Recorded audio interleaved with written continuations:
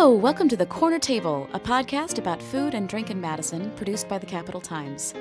Halloween's almost here, and the weird thing is, for our Yeah, I Ate That columnist Rob Thomas, that means that delicious things are usually made to look spooky, versus the rest of the year, when legitimately questionable stuff like black fast food burgers and Kit Kat quesadillas are the things he's usually writing about.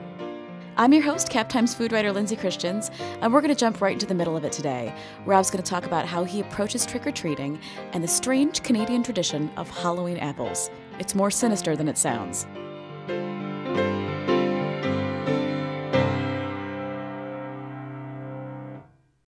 So your kids come in, they've got all this candy, and you're like, you know what, I gotta take one. You gotta thin the herd because you're trying to have them eat nutritiously, and you've been making your kale salad. You can't just let them bring in 50 Crunch bars. But they earned those Crunch bars by going. Did they though? Is that earning? Is that what we're calling it? So, and then of course there's you get neighbors and they put out candies that nobody really likes. Like Smarties. I don't think anybody really likes Smarties. I used to love Smarties. Really? Do I like all the things you don't like? I don't know. I think Smarties is a very particular. I think if you're going trick-or-treating and a Smartie drops in your plastic pumpkin, you're not happy. I am down for the Smarties. I am not down for like the bit of honey and the. Yeah. See, I guess there are some candies that only surface at Halloween. They only cross your path at Halloween because there's no way on earth you would ever normally get those. What are the Necco wafers? Those are just straight gross. I guess I think of Smarties as sort of a smaller version of that, but maybe that's being unfair to Smarties. There's a textural difference. Yeah. One problem I have with Smarties is that in Canada, there are another kind of Smarties, which are M&Ms, basically. Yes. So when I hear Smarties, and then I think of my Canadian heritage, and then it's these little pill things. So it doesn't really do it for me. Smarties give me headaches every single time, and I'm always just like, I'm just going to take the chance. Because it's pure sugar? It's pure sugar. Yeah, that would do it. Yeah. So there's not, I mean, there are a few, if you go and there's like a few like just weird candies around Halloween. Like one time I bought a box of candy boogers, for example, that were like these viscous green candies. Like you're not going to put those out for kids on Halloween. That's more like you go to the store when it's like 50, 70% off on like November 6th and you go, I'll give that a shot. But there's not that many, like, I would say, specialized Halloween, only at Halloween. It's like Reese's Peanut Butter Cups are now Reese's Peanut Butter Skulls this Halloween. Or pumpkins is what they used to do. Yeah, they must be doing both. But I've seen skulls this year for the first time. And, the Cadbury Cream Eggs are now Cadbury Scream Eggs. Are they different? I think they're green inside. Oh, okay. Yeah, but they taste the same. So that's the whole thing. It's largely just the same versions in like more Halloween-y shapes and sizes. I feel like, I noticed not long ago that Hershey's had expanded its dark chocolate offerings to include all the different kinds of fillings in the little mini bars, which is kind of nice. Okay, yeah. I like that. I also, I went to a thing once where it was this candy, it was like a candy table of all kinds of different candy. And they're like, find out your candy personality. Like if you go toward the sour, you go toward the traditional candies or like the nostalgia candies, or you go toward the, the chocolate or the toffees or the caramels or whatever. It like says something about your personality, which is silly. Why do we have to choose? Like, why do we have to, that is the nice part of first of all, the ritual after when you're a kid and you go trick-or-treating is you lay it all out on the floor and then you start segregating. Right. Your Twix go over here, your bit of honeys go over here.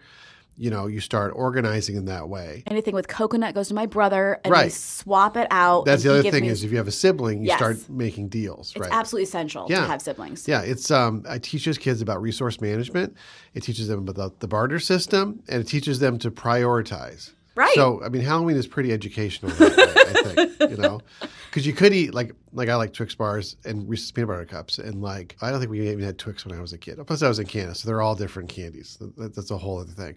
But you learn, do I eat all my Reese's Peanut Butter Cups first because that's my favorite, or do I sort of spread them out and put in some, Almond Joys in between or something like that, or Smarties, Right. One thing that you discover, and I'm sure this happened to you, right, is if you leave the chocolate for too long with the other candy, it takes on the flavors of the other candy and tastes weird. See, that's the other thing. Or do you go Carpe diem, I'm going to eat all the Reese's Peanut Butter Cups first because I don't know what's going to happen. You don't. Yeah. You really don't. So are there foods surrounding Halloween? I mean, what happens with the junk food makers? Do they do anything special with Halloween flavored chips? I know the pizza places here in Madison will do here's a pizza with squid ink and stuff to make it black and hearts and lungs and tongues of things to, I'm trying to remember. I mean, I think it was last year that Burger King had that Black Whopper that sold out really fast. It had it wasn't squid ink, it was something else, but it was black. And I was just reading, although I don't think this is Halloween related, but like Taco Bell is test marketing a Kit Kat quesadilla in some places in Wisconsin. That sounds Which is ironic because we're cheese. The one thing we have is cheese, and you're taking the cheese out of the quesadilla, which is like, why would you try that here of all places? And what is that exactly? Like a tortilla with chocolate? Oh, yeah. That's exactly what it is. Oh, okay. Yeah, and like bits of Kit Kats inside it, melted inside. Oh, it's like a dessert quesadilla? You know, I don't think they ask questions. If that's your meal, that's your meal. Yeah. I once made a fancy appetizer of like toasted bread with olive oil, right? And then like a tiny square of dark chocolate and sea salt on it. And that was, so like the bread chocolate combination is not that unusual. That's true. Yeah. So I feel like it kind of works. I feel like there's a thing with Halloween food that sometimes pushes toward the like, how disgusting can we be and you will still try it? Like the Birdie Bots every flavor beans idea. Is this the Bean Boozled? We've talked about that, right? I don't know. I don't think so. So the Bean Boozled is Jelly Belly Russian roulette, where you get a box and there are like 8 different flavors. I did a column on this. There's like 8 different flavors where it's like, it's lime. Oh, but some of them look like lime, but they're actually lawn clippings. Oh, it's popcorn. Oh, but some of the popcorn ones taste like snot. And you don't know. You put the bowl out and you go around the table and everybody tries one. And it's like Russian roulette because you don't know whether you're just going to bite down on a delicious treat or it's like the most disgusting thing. I mean, they really don't. I feel like this is like a birthday party game for 10-year-olds. It is, yeah. But it's good for Halloween, I think, too, because it's candy related and it's also disgusting. You see a lot of like Halloween party like food ideas where it's like, it's not just like the dirt, where it's like the Oreo sundae with the crumbled dirt, but it's also like it looks like brains or it looks like noodles to look like Well, did you ever do the haunted house thing where like you put your hand in and it's a bowl of peeled grapes and somebody's like, these are eyeballs. Yeah. So like Halloween, I think I don't see that much gross food on Halloween. It's more like good food dressed up to simulate disgusting things, right? It's sort of the inverse of a lot of the I Ate That column where I'm trying to legitimately gross things. Yeah. This is like normal things, but then it looks crazy and, and gross green or whatever, but it actually tastes pretty good. When we would go trick-or-treating, my mother would always say, poison check, and she would take taxes out of the bags all the time as we were trick-or-treating. Yeah. Because, she's going to walk around with us and she doesn't get to like wear anything fun or go bother people at the house. Could. She could. It might be weird. I see a fair number of parents dressing up on trick-or-treat. They really get into it sometimes. The other thing we need to mention about trick-or-treating is the houses that have the full-size candy bars. Yes. Rather than the small ones. And it's amazing how like there's this trick-or-treat network in the streets where when people find out, they tell everybody else, and pretty soon they're like, everybody will go. I remember a trick-or-treating night when I was a kid where there's a house giving out full-size candy bars. And then we tried to go back to it later in the night, and it was like Brigadoon, and it disappeared. The house was just – and I think probably what likely happened is they switched to like little fun size. But we could never find that house again. Wow. That had you didn't believe in it enough. That's why it disappeared. You have to believe in it. So one of the first Halloween stories that you shared with us here at the Cap Times was about how in Canada, where you grew up, Canada's a large place, specifically we're in Canada, right? Right. You would not say trick or treat. Yeah, this is a thing I don't think ever happens anymore because it was just apparently I've tried to look this up on the internet and there's scant records of this. It was like during the 50s to like the 70s. Only in like Western Canada, like Alberta, Saskatchewan, Manitoba. And like, you just don't get that anymore, that kind of regional weirdness. And yeah, so there, kids would say trick or treat. And then somehow there was this movement among the kids instead to sing Halloween apples. And you didn't want apples, but that's what you do instead of trick or treat. And it was kind of thing as a kid where just kids started doing it and you didn't know why you were doing it, but that's what you did. The same with trick or treat, right? It's just the thing. And so I never really understood. And then later when I became a parent, I tried to get my kids to do it. And they did like 2 houses and they started crying and were like, nobody understands what we're doing. So then I stopped. But I looked it up because it was this weird thing. And like some people remember it, but most people don't because it was so long ago and there was no like record of it. Do you think maybe it was just your neighborhood? Well, here's the kicker is I eventually asked my mom about Halloween apples and if she ever said it, and she said that they did. So this would have been like the 50s, I think, in Alberta. And she said it was part of a whole song. Now, the thing I always told myself was that the reason we said Halloween apples was because it's Canada and trick or treat was too confrontational and mean. Like, give us some candy. Nicer. We're nicer. We're going to TP your house. We would never do this. So we'd sing nice little Halloween apples. And my mom told me that there was a whole song to go with it that went, Halloween apples, Halloween pears, give us some candy or we'll push you down the stairs, which I can't believe my mom would make that up. So in fact, in Canada, we weren't being nice. We were actually threatening bodily harm. We're going to break your legs if you don't give us some really Necco specific. wafers. Very specific. I mean, that's what makes it a terrifying threat. Is like you get the sense these kids have done it before. Yeah. So I always thought that was neat because, like I said, like these days, like nothing is going to happen that's that regional. Like I don't know if there's ever been a Wisconsin like twist on Halloween like that isn't anywhere else, like a bubbler equivalent or something like that. But yeah, that's the Halloween apple story. It's very sinister. It is sinister, isn't it? I kind of like that. Yeah. I kind of now like thinking like as a kid I was secretly scaring people in the neighborhood and they didn't, like you just sing the first line, they know the rest of the song and they're going to give you that candy because they know what's coming if they don't.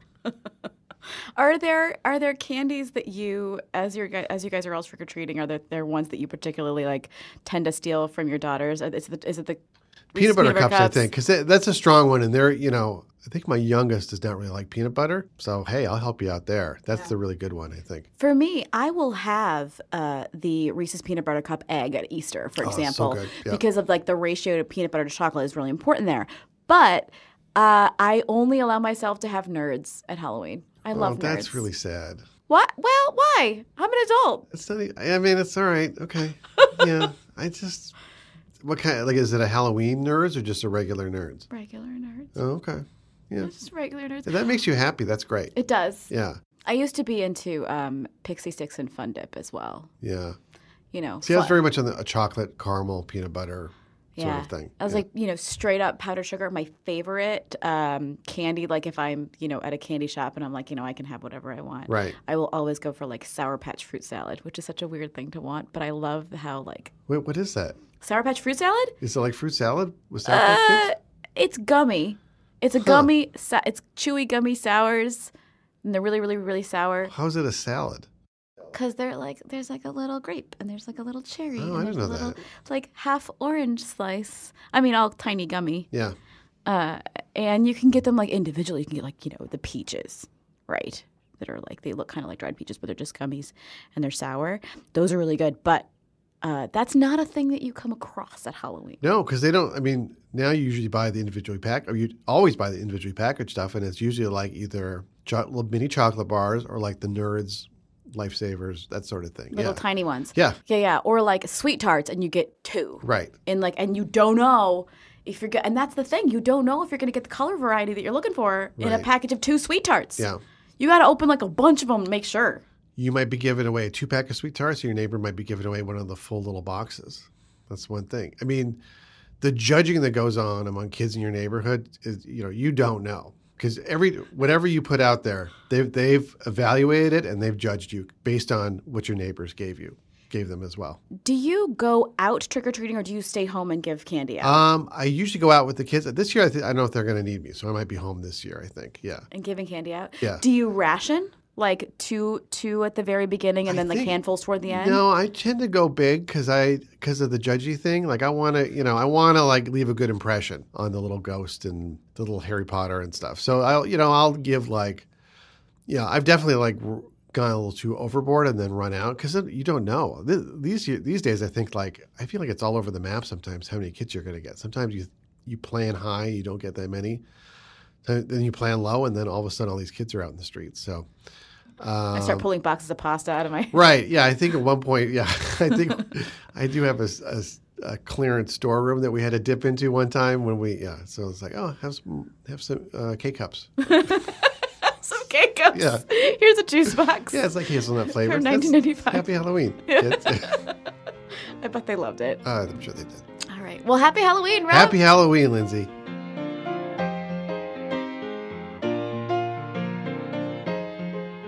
This has been The Corner Table, a podcast about food and drink in Madison, produced by the Capital Times. Editing for the podcast is done by Eric Lawrenson, and our music was composed by Patrick Christians. You can find more food and drinks coverage at captimes.com and subscribe to The Corner Table wherever you get your podcasts. Follow us on Facebook at Corner Table Podcast. I am your host, Lindsay Christians, and this week I hope you find the house with the full-size candy bars and that it does not disappear into the mist.